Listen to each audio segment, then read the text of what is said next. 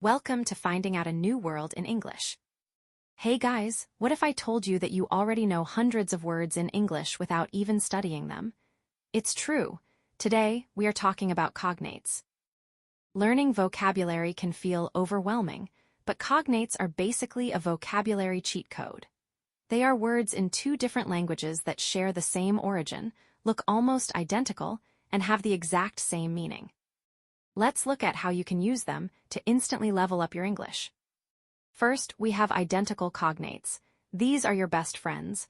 They are spelled exactly the same in both English and Spanish. The only thing you have to change is your pronunciation. Check out these words, you already know what they mean. Hospital, radio, taxi, video, hotel, actor, chocolate, animal. Next, we have similar cognates. They aren't spelled exactly the same, but they share the same root. If you learn a few simple hacks, you can guess the English word instantly.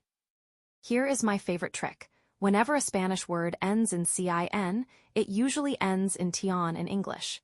Informaci N in English becomes information. Comunicasi N, communication. Here is another great pattern. Spanish words ending in ICO usually drop the O and end in just IC in English. El Citrico becomes electric. Pico becomes epic.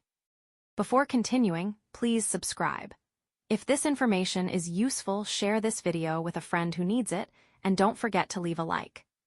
Now you have to be careful, because every magic trick has a catch. We need to talk about false cognates, also known as false friends. These are words that look or sound exactly like a Spanish word, but they mean something completely different.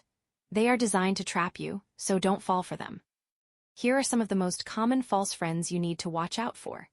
Actually does not mean actualmente, embarrassed does not mean embarazada, exit does not mean zito, library does not mean libroara. Sensible does not mean sensible, cart does not mean carta, carpet does not mean carpeta, and realize does not mean realizar.